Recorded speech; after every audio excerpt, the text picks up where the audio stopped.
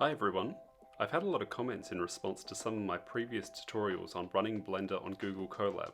Specifically, a lot of people have said that their fluid simulations don't render when they render their Blender file on Colab. So today I'm going to show you two ways to do this.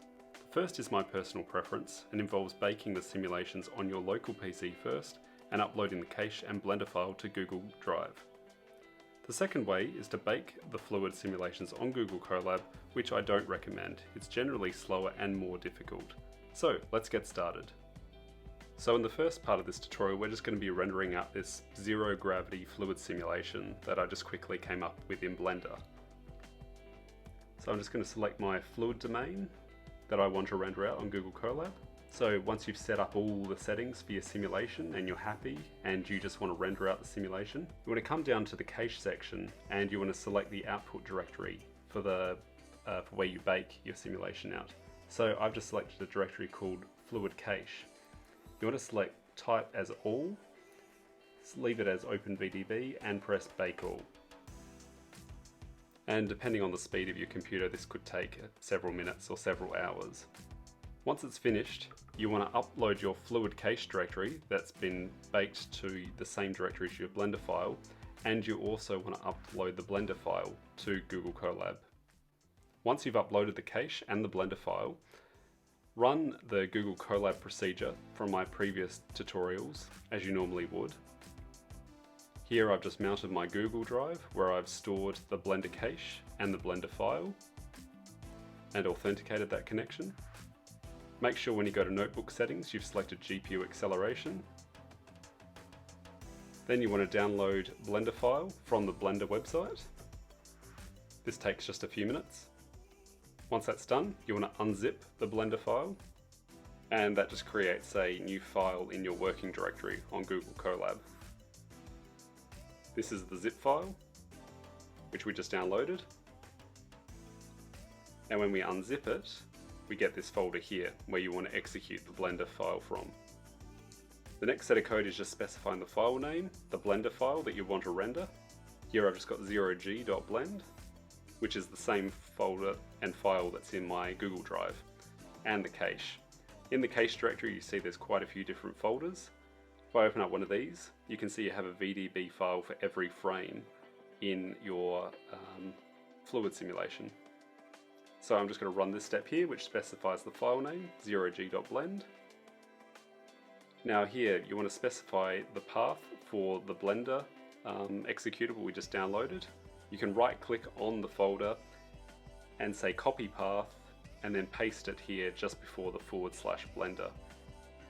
All of these details are in my previous Google Colab videos if you want more details. So here in the other command line options, you can specify the output directory for the files and the name, for example. And here I've just executed that command, which is starting to render that Blender file. And you can see now it's starting to render the Blender file. And I'm just going to fast forward that.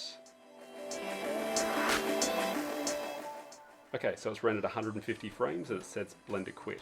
Now if we go back to Google Drive, you can see I have this MP4 video that's been saved. I'm just going to save it to my desktop, and there you have it, the final product. So this is my preferred way of rendering fluid simulations for Blender on Google Colab.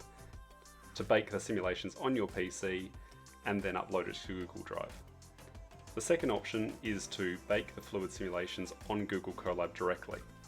So now I'm going to try the second option, which is to bake your fluid simulations on Google Colab.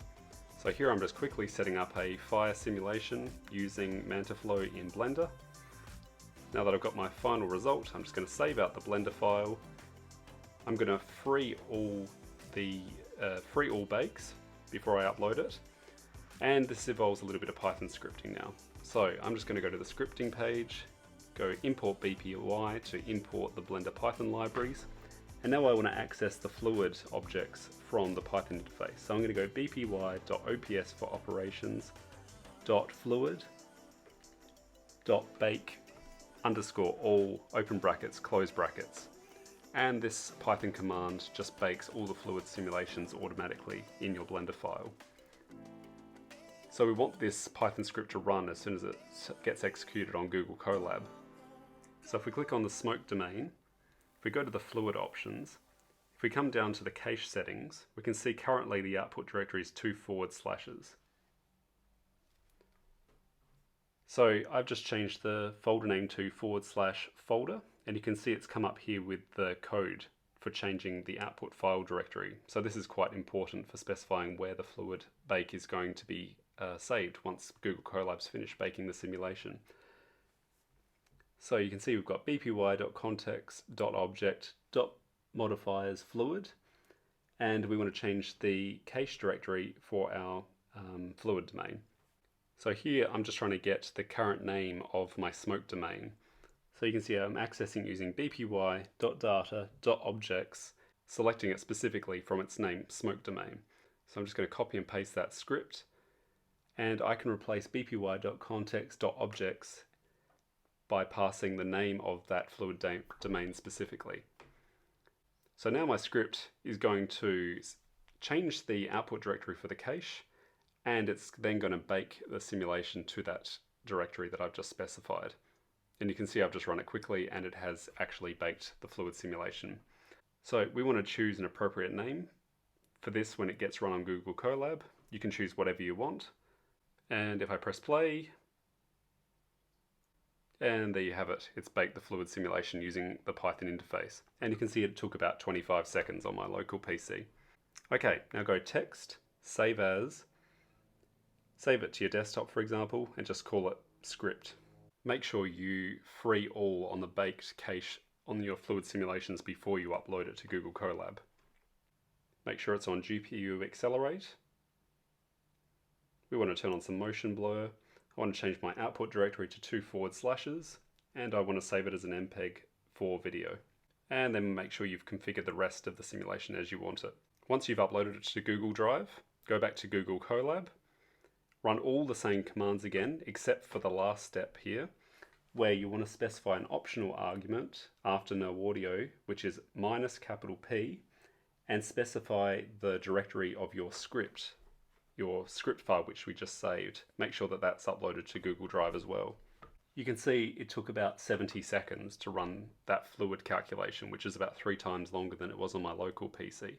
So you can see there's really no benefit in doing all the fluid calculations on Google Colab. The only real benefit comes from the reduction in rendering time, because none of the fluid simulations are being baked on the GPU, just the CPU.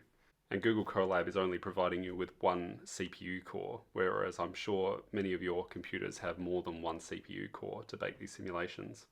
So I would definitely recommend the first way. And there's the final result for the rendered fire simulation.